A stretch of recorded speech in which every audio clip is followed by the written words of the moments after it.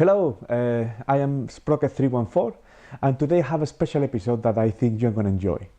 So in this episode we're going to do things differently, and I think probably it's the most valuable episode you're going to have from me. I'm going to reveal to you what I found to be a way for you to win much more than what you're winning at the moment in Keyforge. So the way to do this is based on two things. So the first thing is going to be the algorithm that you have to play. You know, changing the way you play at the moment, and then this new way of playing cards is going to help you to win much more. But then you have the second part, which is you need also a good deck, right? So in order to facilitate that, I have been working for 2 months, more than 2 months, writing code in Python to build my own deck analyzer. I call this the rush score, of rushing through your deck, which is basically what you're going to be doing in the first part, which is the algorithm. So you will know more about this in due time later on in this episode, but let's get right on to it. So you've been playing Keyforge, you've been doing your own things, you've been making your own decisions on how to play cards, when to play cards, and sometimes you will play better and win more, sometimes you will play not so good and you will probably lose. So what I've been trying, I've been thinking a lot about this. Is it worth to play as many cards as you can from your hand? And the answer is yes. I think the easiest way to win in Keyforge is basically to play as many cards as you can from your hand. So I call this the algorithm, or rushing. The score for your deck is going to be your rushing score. So basically, how does it work? So I'm gonna be first player, for example, and then I'm gonna have 7 cards in my hand. And as you know, being first player, you can only play 1 card and discard 1 card. So if I get an initial hand where I have 2, 2, 2, and 1 extra, like 2, 2, 3, for example, of different houses, is the worst possible hand I can get, because what I want is to have, hopefully, to have all of the cards from one house, like 7 cards from the house. So if you are playing first player, and then I get I get very mixed variety of cards per house, then I try to mulligan to try to see if I can get 4 or more cards of the same house. If that doesn't happen, well, you will engineer your way through the game to make sure that you have as many cards as you can from the same house, so you can play them. Okay. So just imagine you are second player. You are not first player, second player. You're going to be able to play all the cards from one house straight away in your first turn. So is it worth to mulligan? It's up to you to think about that. But basically, unless you have some sort of, you can make your own strategic decisions. You know your deck better than anyone. You might have a combo deck that relies on a specific card, so it's up to you to think if it's worth to mulligan or not. But the algorithm, what it does and plays, and I've been testing this quite a lot with friends, and it has been enormously successful. So the key thing is that every turn you want to play the maximum number of cards. So if you have Brobnar, these logos, and you have 3 cards of Brobnar, 2 of these, 1 of logos, you're going to be playing Brobnar. And you're not going to care about which creatures you have, or to rip or attack or anything. You're going to mainly focus on playing cards.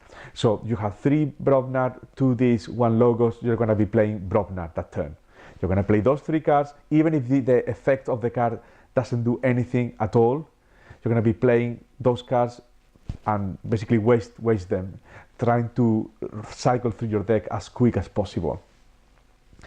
Obviously, if you have something like Coward's End, and you don't want to play Coward's End because it will destroy your board, then you don't play Coward's End, you just discard it. So just discard it. You just want to get rid of as many cards as you can from your hand every turn. Why is that? Why is this algorithm successful? And this is because of direct amber. So direct amber is the bonus amber you get in every card when you play the card, right? So if you have Virtuous Works, it's gonna give you 3 amber for doing nothing, just playing the card. So that card, the minute you get it, as soon as it's your turn, you're gonna be playing that one, right? Just trying to get as many direct bonus as amber as you can. Obviously, those cards some of them will give you some advantage, some of them won't do anything to you because it's played at the wrong time. But overall, it's really good to just cycle through your deck. So in order to help you with this, I created analyzer using Python that basically you just type your deck name. You can copy and paste it, and you can just stick it into the tool. It's going to just click on get a score, and then it will just it takes in between 2 and 5 seconds. You will get your score for your deck, and this score is the rush score, the rushing score. How quickly can you go through your deck, right? So it's not about how good your cards are. So you will see that some of the highest scoring decks are not the fancy decks. They don't have horsemen, they don't have special synergies. Actually, the way I did it, I manually went through all 370 cards, and I assigned certain values to every single card on how fast you can go through your deck, you know. And I can go into details maybe in a different episode, because otherwise it's gonna be this is gonna be too long. But just basically, you're gonna get a number, and you're gonna get the basic thing is you have 36 cards. So I assign 1 point per card. So if you are a completely neutral deck, I just play cards. Each card is gonna give me 1 point. So it's 36 is the base. Now, if you have bonus amber, I give 1 point per bonus amber. So if you have you have Virtuous Works, for example, so you're gonna get 1 point for just being a card, and then 3 points extra for being 3 amber extra you're gonna get, so you get 4 points, and then I'm gonna deduct some negative synergies. So if you have negative synergies, like you're gonna gain chains, or like you have to sacrifice something for yourself, like pawn sacrifice, you're gonna sacrifice a creature, then I deduct an amount of a percentage of a point, and then what I do is I add up all of that. So I get 1 point plus how many bonus amber plus minus the negative points, or plus the negative points. I deduct that penalty, and then I divide everything by the number of turns that you're gonna keep that card in your hand. And by default, most cards are gonna be 1 turn. You're gonna as soon as you get it and it's your turn, you're gonna play it. So that's how I did it. So for creatures, all creatures, unless you have to sacrifice stuff, all creatures by default is 1 point. It's 1 turn. Anything that has a preparation, like an upgrade, in order to play an upgrade, you must have a creature. So I said that it's going to be 2 turns to have an upgrade in your hand, or certain cards like that need to make use of creatures. I said that you're going to use them in the 2nd turn, not in the 1st turn. You're going to set up your board, you're going to seed the board with creatures, and then you're going to make use of that card, right? And then, so that would be a 2 turns. And then if you have certain really good cards that you need to keep in your hand, like bait and switch, like Miasma, all these kind of amber control cards that you don't want to let go, or cowards and bolt wipes, things, gateway to this, all these kind of things. You're gonna, I set up like it's gonna be like 6 turns on average that you're gonna keep that card in your hand. Maybe it's too much 6, but anyway. So the thing is, it gives you a score per card in your deck, and then you add up all those points, and then it will give you a score, and that's your rushing score. And I will give you at the end of this video, by the end, I'm gonna give you a demo so you can see the program working. So yes, I'm gonna be making this available at firestonecards.co.uk at my friend Jimmy. I'm partnering up with him, and we're gonna put him on his website so everybody can go and copy and paste the name of your deck, click on the button, get your score. I will. So basically, what is a good score? No. So a good score. A normal score is 36. Around 36 would be like an average deck. You know, you just play your cards. It's transparent. You know, is not so good, right? It's just okay. And then the higher you go, the better, the higher the score, the better, the most bonus numbers and everything you're gonna get. So a good score in the 40s, anything in the 40s is already a pretty good deck. And then I've run this scoring through 50,000 decks. So in 50,000 decks, the highest scoring rushing score it was 52 points. So 52 is like insane. And there are very few, like 52, there are very few in 50,000 decks, maybe 3 up to 10 out of 50,000. So this is very, very rare. On the other hand, 40s is quite typical. It's not the average, but you know, and also just for you to know, the average is around 36 or maybe even a bit higher, maybe 39, because they also have lower scores. You know, some decks have 27 points. You know, even the lowest in 50,000 is 25 points, which means that you have lots of change. You know, you have 3 Coward's End, and then you might have things that give you change, and they're going to stick in your hand for a long time. So those kind of decks are going to fare very poorly. Now, this algorithm is not to tell you what is the best deck in the world, or it doesn't take into consideration any good synergies, only the bad synergies. So this is like a baseline.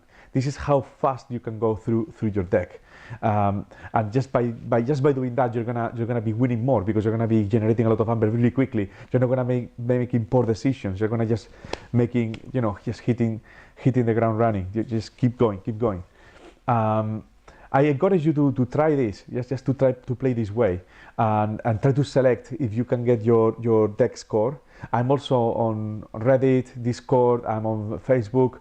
You can contact me, I can run the score for you while we get it on the website. If you cannot wait to, you can even put it in the comments section of YouTube down here, and I will try to run it for you. It takes only a few seconds for me to do that. I can do it for you.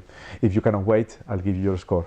I'm really working really hard. I'm not a web designer, so it's taking me some time to, I already have the app. The app is working. The app is, well, it's not an app. It's actually a Python script.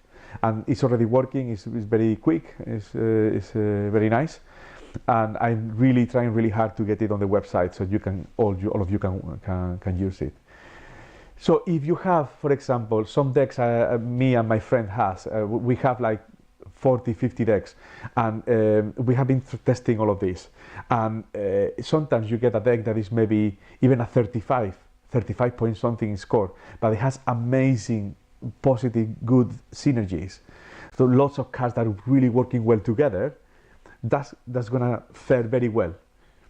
But also, if you have a really high scoring rush scoring deck that is in the 40 plus, 43, 45, is regardless if it has the synergies or not, it's gonna do very well, just if you do the algorithm. So you can, so basically, having a low score doesn't mean that your deck is bad, a rush score, but having a high rush score is very possible that you're gonna be getting many wins if you follow the algorithm.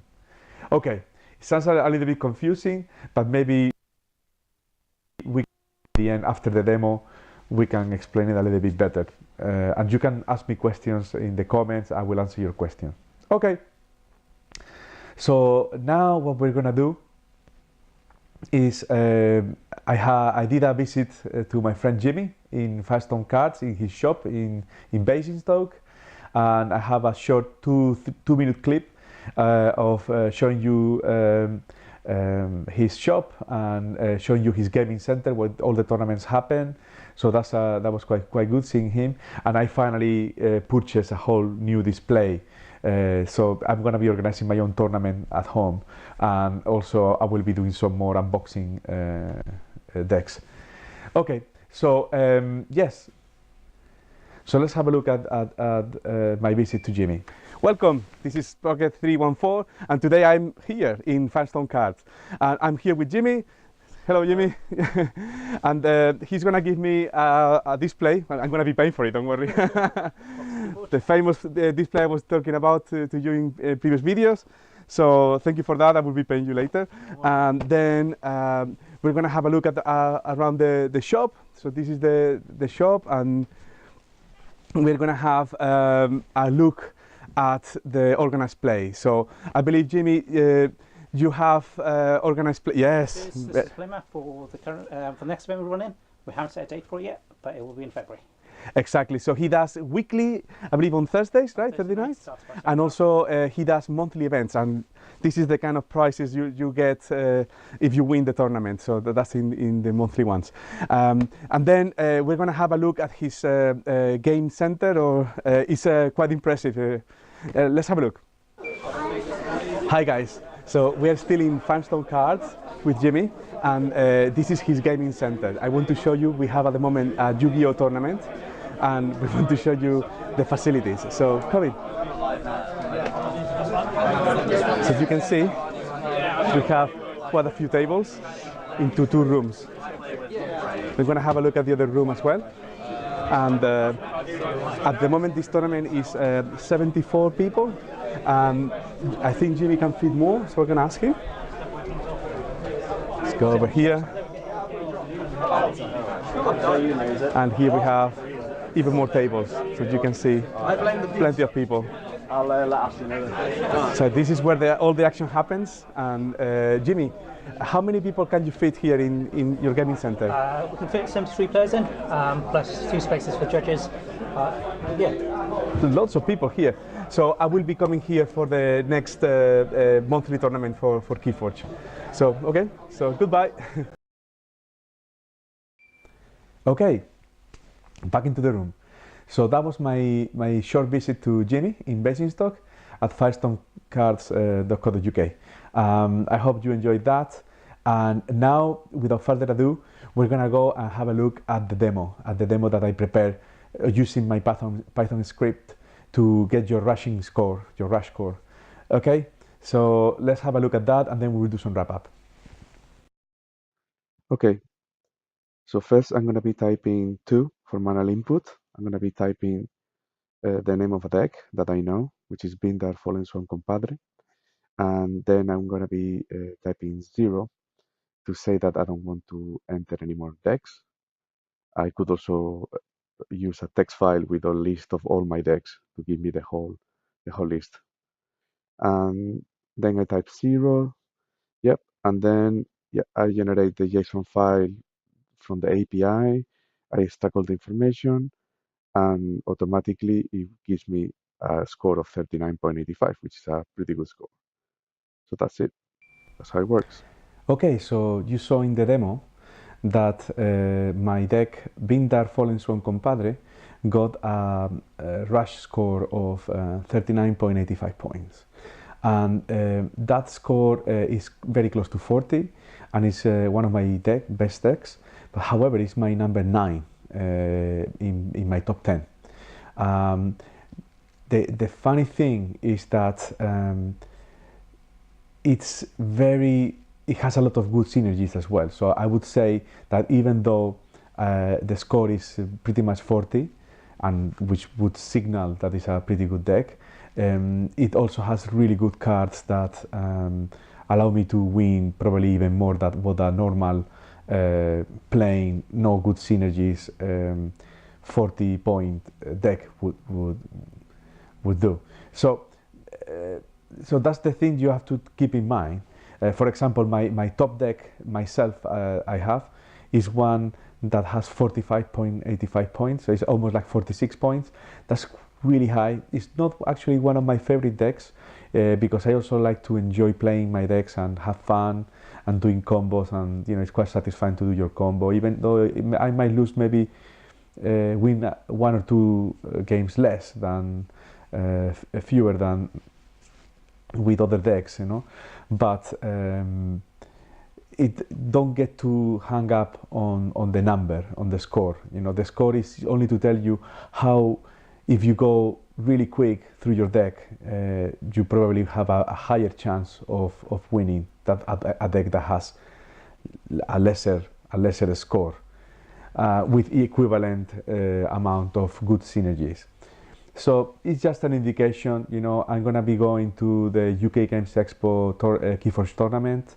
I already got my tickets, and I will be using my Rush score analyzer to help me choose from the 3 decks we're gonna be given which one is the one that I should play for the tournament. So I will be getting the score for each one of the 3. I encourage you to do the same, and then obviously you have to look, also know your cards, and maybe you see some nice combos and nice synergies there.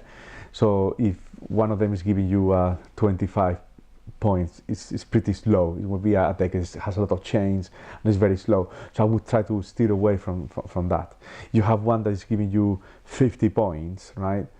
You probably should just take that one and then just mindlessly go through the deck. Well, not mindlessly, but you know, basically just try to cycle as quick as you can. And you have one in the middle, some 40s, something in the 40 points.